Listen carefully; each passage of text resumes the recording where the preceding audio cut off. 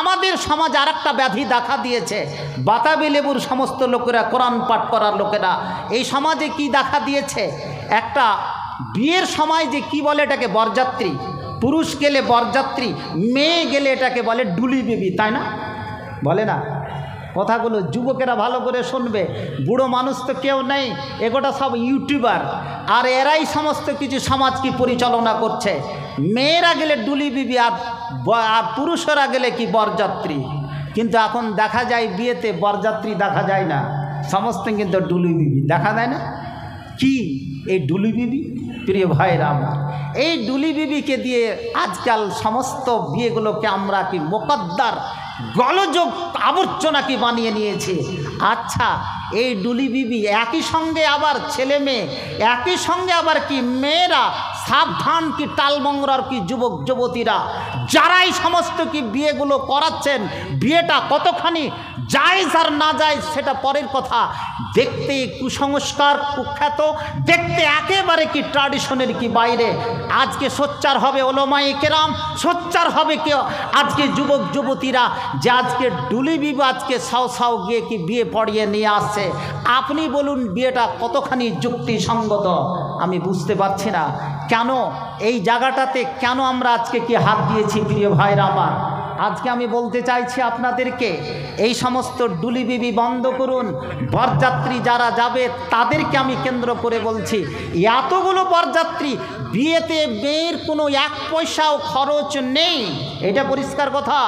বিয়েতে এক পয়সাও কোনো খরচ নেই। বিয়েতে যা খরচ হবে, পুরুষ ছেলেটার যে বিয়ে করছে, যার কোমরে বুকে বল আছে, তাকে খেতে খাওয়াতে পারবে, তার জন্য একটা খরচ আছে। বিয়ের দিন নয়, কোন দিন? দাওয়াতে ওয়ালিমার দিন।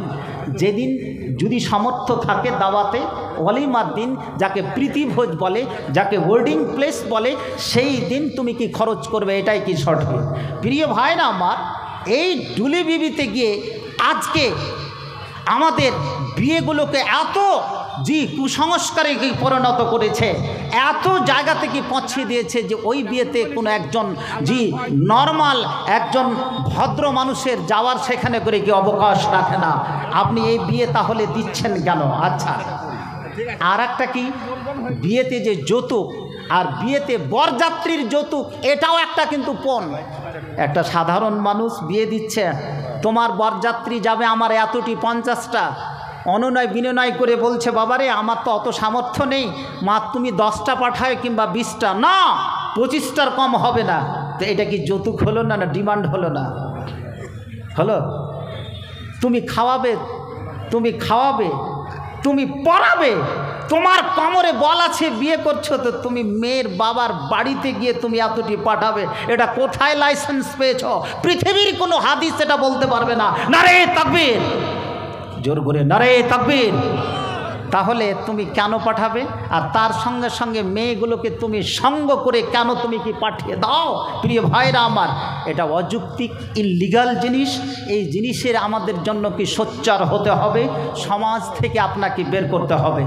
এই ক্ষেত্রে আপনাদেরকে একটা কথা বলছি, প্রিয় ভাইরা আমার, খুব ব্যথা বেদনাকে নিয়ে কথা বলছি, যে ডুলু বেবি যাওয়া যেমন সেখানে করে নাজায়েজ, ঠিক সেই রকম একটা বাড়িতে যুবতী মেয়ে যার বিয়ে হয়েছে, যেই বাড়িতে বিয়ে হয়েছে, বাড়িতে স্বামী নেই, চলে আসলো মাস্তুতো ভাই, চলে আসলো খালাতো ভাই, চলে আসলো চাচাতো ভাই, চলে আসলো ফুফাতো ভাই, এসে সরাসরি ওই বাড়িতে ঢুকে যায়, এবং বাড়ির কি যে মেয়ে যার স্বামী নেই, বাড়িতে কত বাইরে আছে, চাকুরি করছে, ব্যবসা করছে, খাটতে গেছে কেরল বম্বে, এবারে তার সঙ্গে এসে সেখানে কি গল্প গুজব, কোনো অনুমতি নেই।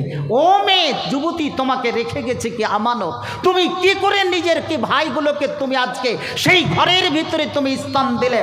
সাবধান, আমি প্রতিটি যুবতী মাকে বলছি। আহা, আবার কিছু কিছু গ্রামে থাকে, কোনো মেয়েকে ভাবি বলে কেউ, কোনো ভাই, হঠাৎ যে দরওয়াজার সামনে গিয়ে বলছে, ও ভাবি তোমার বাড়িতে কি আমি আসতে পারি? অনুমতি চাইছে, ও ভাবি তোমার বাড়িতে কি আসতে পারি?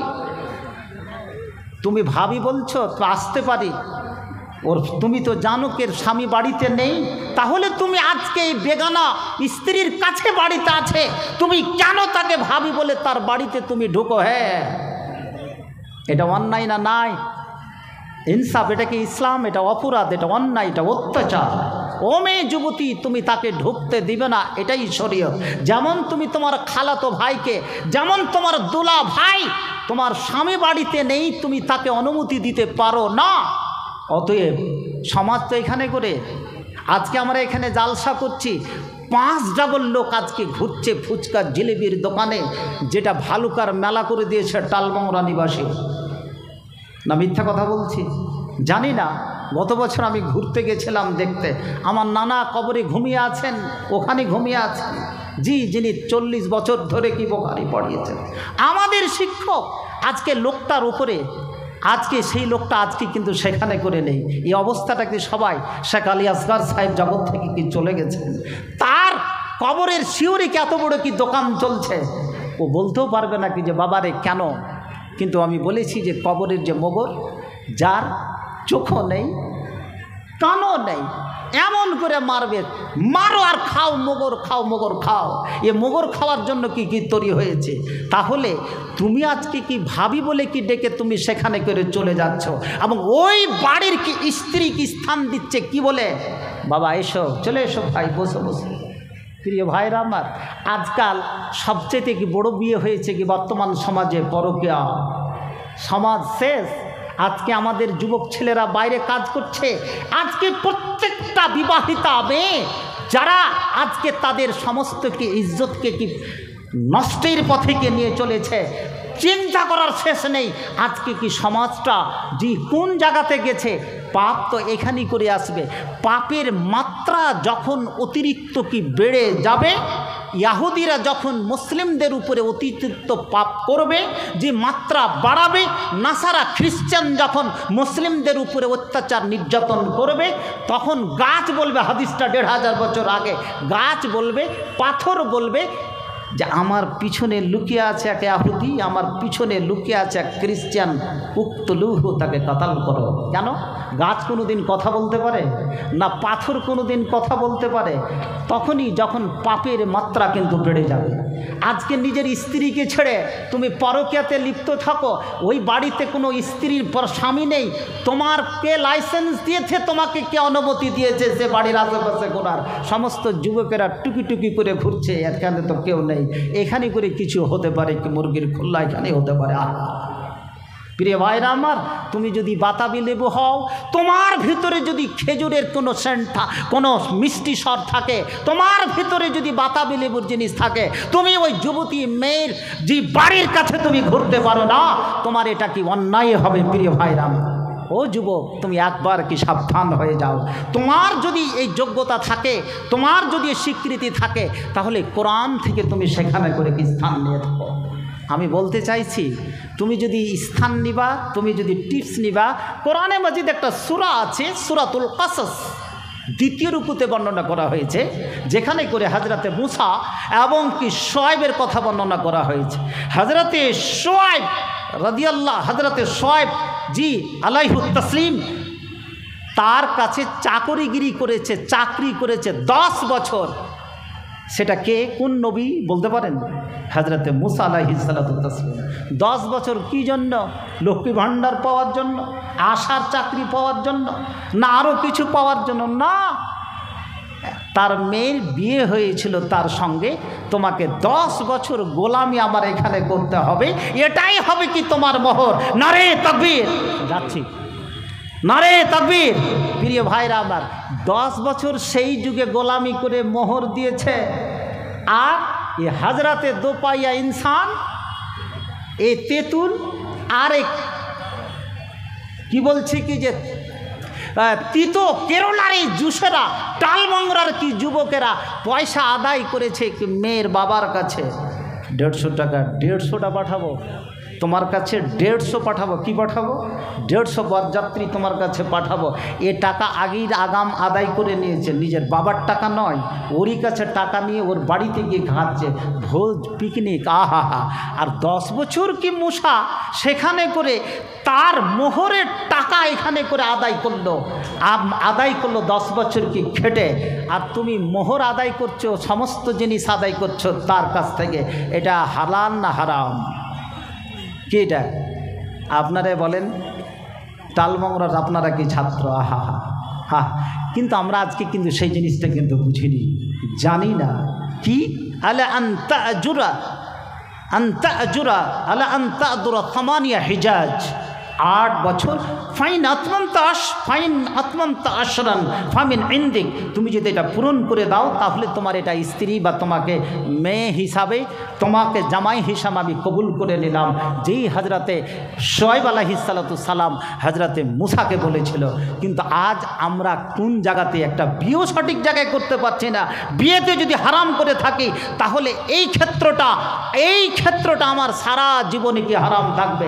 প্রিয় ভাইরা আমার, বক্তৃতার বেশি কি বাড়াচ্ছি না, সময় একেবারে কি হয়ে গেছে। 1 ঘন্টায় টাইম ছিল নাকি? জি, মাত্র 10 মিনিট আপনাদের কাছে টাইম কি চেয়ে নেব আপনাদের কাছে। মাদ্রাসার ছেলে, মাদ্রাসা এখান থেকে আজকে অনেকগুলো ছেলে ফারেগ হবে। এই মাদ্রাসা 1945 সালে ব্রিটিশের যুগের মাদ্রাসা। আমি প্রায় জালসা আপনাদেরকে বলে থাকি যে মাদ্রাসার সাথে কি প্রেম ভালোবাসা আমাদের কি জড়িয়ে আছে। মাত্র 10 মিনিট আপনাদের আদান প্রদান হবে। যে একটা টাকা পকেটে ঢুকলো তার হিসাব হবে, একটা টাকা বেরোলে কিন্তু আপনাকে হিসাব দিতে হবে। যারা টাকা বেশি বেশি করে খেয়ে নিয়েছি, যারা টাকা আজকে কাউকে দিতে পারি না, দানের স্তূপটা আমাদেরকে বাড়াতে হবে। দানের স্তূপ যদি বাড়াই তাহলে কেউ যখন নিয়ে চলে যাবে আমি খালি হাত থাকবো, সেদিন যেন দানের পরিমাণটা বেশি থাকে। আর এই দানের বদলে যেন আমরা কি জান্নাত পেয়ে যাই। এদিক থেকে 3-4টা চাদর যাবে মাদ্রাসার ছেলেরা, এদিক থেকে 3-4টা চাদর যাবে। মা বোনদের ভিতরে যারা যুবতী মেয়েরা আছো, জি সিনিয়র মাদ্রাসা, হাই মাদ্রাসা, জি এবং বিশেষ করে আমাদের এখানে করে মিশন কনভেন্টের যারা ছেলে মেয়েরা আছো, একটু এ দানের কি সহযোগিতা করে দেবে। জি হাঙ্গামি চান্দা, জি হাঙ্গামি দান। আপনারা একটি লোক উঠবে না, বক্তা আমার পিছনে, জি আমার ভাই বন্ধুবর, জি কি এবাদুল্লাহ ইসলাহি, এটা আবদুল্লাহ আর ওবায়দুল্লাহর কি আজকে জালসা, আমার পিছনে পিছনে তিনি কি বসে আছেন, প্রায় জালসায় কি মোলাকাত হচ্ছে। এখান থেকে চাদর 3-4টা ধরে দেন সদর সাহেব। বুলবুল খান সাহেব 10,000 নারে তাকবীর দিব, আপনাকে দিচ্ছি আমার পরে, অপেক্ষা করুন।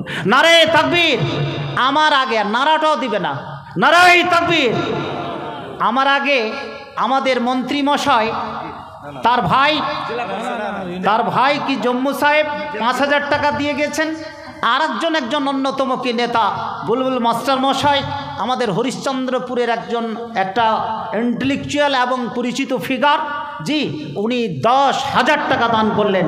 আল্লাহ গো 10,000কে 10 লক্ষ বলে কবুল করো, তার উদ্দেশ্যকে পূর্ণ করো। আমার হাতে কি কে 1,000 টাকা দিয়ে গেল, এখানে করে চলে আসেন কেউ। জি এই 1,000 হ্যাঁ মাওলানা মুজিবুর রহমান সাহেব আমার শিক্ষক কবরে ঘুমিয়ে আছেন, যে আমার ওই খালাকে 1,000 টাকা পাঠিয়েছে, 1,000 বলে তার উদ্দেশ্যকে পূর্ণ করো। কে দিয়েছে? আব্দুল খালেকের স্ত্রী মালেক হাজির ভাবি। আহা ওই আমার মাসিটা মারা গেছে, জি আব্দুল খালেক মারা গেছে, জি 8 দিন হলো। আহা হা, যেই স্বামীর কি বিরহে আজকে তিনি তার যে 500টি টাকা এবং অনেকগুলো কি নাকমাছি দান করেছে। এটাকে এই দানকে তুমি কবুল করে নাও। আমিন। কে উঠবেন না, উঠবেন না, উঠবেন না। আমি 10 মিনিটের মধ্যে আমার হাতে আরও কে 500টি টাকা, আরও কে 1,000টি টাকা, আর একজন যুবক ছেলেকে 500টি টাকা, আমার এই নানা কি 200টি টাকা, মাশাল্লাহ, আর একজন 200টি টাকা, আর একজন 200টি। মাদ্রাসার কোনো ছেলে নাই, কোনো ভলেন্টিয়ার কমিটি নেই, এখান থেকে চাদরটা ধরবেন। এই দানের ক্ষেত্রটা হলো 1 হাত দিলে দ্বিতীয় হাত যেহেতু জানতে না পারে, আর জি এটা হলো আসল দান। এখান থেকে কি চাদরগুলো কি ধরার কেউ লোক নাই নাকি? মাদ্রাসার কোনো কমিটি নেই? জি আমার হাতে কি অনেকগুলো দান এসেছে। জি কমিতপুর থেকে তৈমুরুল হক কে 1000 2000 টাকা। আবুল কালাম আজাদ, জি আবুল কালাম আজাদ কে 1000 টাকা, একটা কোরআনে মাজিদ, নারায়ে তাকবীর। জি তা এবং তোমার নাম? না উনির মা দিয়েছে 500 টাকা। জি ওনার মা দিয়েছে 500 টাকা। এই 500কে 500,000 বলে কবুল করো, তার উদ্দেশ্যকে পূর্ণ করো। আল্লাহুম্মা সাল্লি আলা আল্লাহুম্মা বারিক আলা। আসেন ভাই চট করে আসেন। আর একজনকে 120টি টাকা আমার মামা মাস্টার জাদ্দিদ সাহেবের কি ছেলে, বড় ছেলে, যে 120 টাকা দান করেছেন। আর একজনকে 200 টাকা, জি সাইফুদ্দিন সাহেব অনেকগুলো টাকা দান করেছে মা বাবার জন্য। আল্লাহকে লক্ষ দান বলে কবুল করো, তার উদ্দেশ্যকে পূর্ণ করো। আব্দুল মাতিন কে দোকানদার? নাই আমাদের এখানকার ওই সালামের ছেলে আব্দুল মাতিন, যেটা মোহরিল না না ওই বইতে পারে না, দাগ করতে এখানে যারা দাঁড়ায় দাগ। জি করিম মৌলভীর এখান থেকে আব্দুল মাতিন সে মোবারকের বাপ, মোবারক মামুর বাপ কত 5000 টাকা। নারায়ে তাকবীর জোর করে। জি 5000 টাকা দান করেছে। বুদ্ধ আমার মামাকে তাহের ভাই, তাহের মামা 500টি টাকা। আর একজন কি 200টি টাকা। আর একজন অনেকগুলো টাকা। জি আর একজন জি এখানে করে ওই মামা 500টি টাকা। আর